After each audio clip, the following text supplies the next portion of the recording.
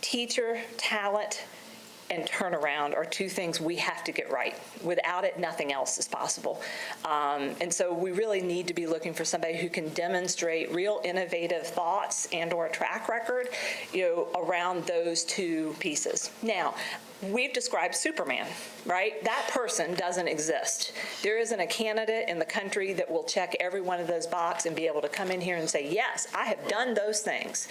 But what we are saying is, and you'll see this in the leadership profile that we brought for your consideration, they need to be able to demonstrate with relative specificity ideas in all four of those areas. And they need to have a track record in at least two. To us, that protects you against hiring someone that sounds great, but actually doesn't have any actual working experience in enough of these areas. But it also manages the expectations that I don't know, and I would challenge any of you to find them too. I don't know anyone who can say they have a track record in all four. But detailed, specific ideas in all four areas, and a track record in at least two. Sometimes things happen for a reason, and maybe what happened last year happened for a reason because we're at the dawn of a much brighter conversation than we were before, in my opinion. So I just want to say thank you to the mayor, the vice mayor, the entire search advisory committee, including the foundation. I think we've got a profound opportunity, the first time in nearly a decade, to have the mayor, the vice mayor, the council, the community, the school board all rowing in the same direction. So I'm really optimistic. Many people here will know me as the athletic director at Vanderbilt. Others might remember me as the general counsel for 12 years at Vanderbilt and all the legal issues that I handled. And probably most of you know me as Gail Williams' husband. Yeah. And some of you probably have been around town in my Motown classes, but you may not know is that I was a public school teacher in Detroit for 10 years. It was my first job out of college. And I was raised in that city, and I went to the public schools in Detroit. And I had a mother and a father who were public school teachers. So this was and is my family business. And I also saw a city that let its school system go down. That's Detroit. And we all know what happened to Detroit after that. And so I then moved off to Columbus, Ohio, and I actually saw Columbus struggling with many of the same things that Detroit had struggled with unsuccessfully, and many of the things that we are struggling with. And Columbus didn't rise to the occasion either. And so as I moved to Nashville and I saw what was happening in Nashville, I became very, very concerned about what's happening. And I want to say to you all, Renata has said much of it, but I want to say to you, this was a very interesting experience for me. Because when I was asked to serve on this, I really didn't know what to expect. And I didn't know what the outcome would be, obviously. And all of us have 1,000 things to do, and it's like, well, do you really have time to put this in, all the time that's necessary for this? And so we go to a meeting, and there's 17 of us. And I knew some of them, like Renata, and some of them I didn't. And as we talked in that first meeting, the concept of a Superman or a Superwoman came really, really quick. Really, really quick. And in fact, I went home and said, I don't think I'm going back because I don't think we can do this.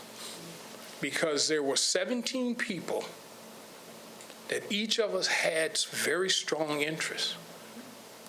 And I know the passion that Renata has for English as a second language people and new Americans. I know what Sonny talks about in the meeting about the kids that have been forgotten. And then I listened to Judge Calloway to talk about kids that never get to where I'm at because they end up in her courtroom.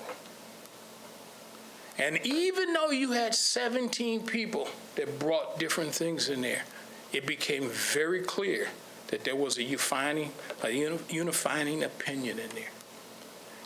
Check the egos at the door. Check the self-interest at the door. This is about something bigger than us.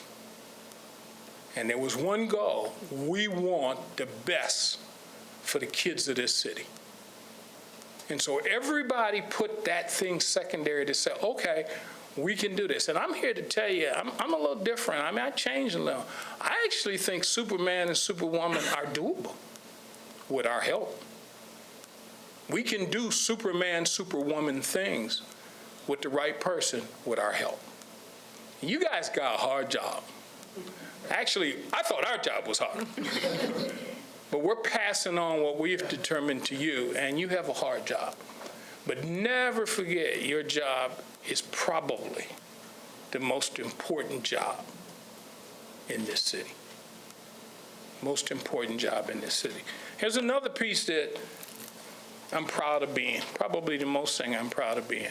I'm proud of being the parent of Erica, David, Samantha, and Nicholas. That's the title I like the most, because that's my legacy. That's what I leave to the future. What do we leave to the future of our city, of our community, of our country? It's the children. There's no second doubt about it. There's no alternative to this. There's no other way. There's no least intrusive way of getting it done. The only thing we have to give to each other is a sound education. I think of my two grandfathers. One of them a sharecropper who basically had 4 sons, and he said to the owner of the land down in Mississippi, he said, 2 of my boys will work in the fields, and 2 of them are going to go to college. My grandfather had a 5th grade education. Fortunate for me, the youngest of those kids was my dad. And my other grandfather, who was a Baptist minister in Mississippi, and he used to tell me, what's important is what's in your pocket. And I said, Daddy Wallace, what do you mean by what's in my pocket? And he used to have a little watch pocket. And he said, what I got in my watch pocket, they can't get from me. And he said, what I got in my watch pocket and what you need to put in yours is education. So I'll close with this. I hire people too. I have to go out and hire football and basketball and baseball coaches. And it's tough because you can get it wrong. And I consider it to be hard. But it's nothing compared to the importance of what you do. Because if I make a mistake, we lose a game. You make a mistake, we lose a kid. Thank you for the opportunity. And as Renata and everybody said, we're here to help you. God bless you. And let's go get this done. Ooh, I feel like I joined in the meeting.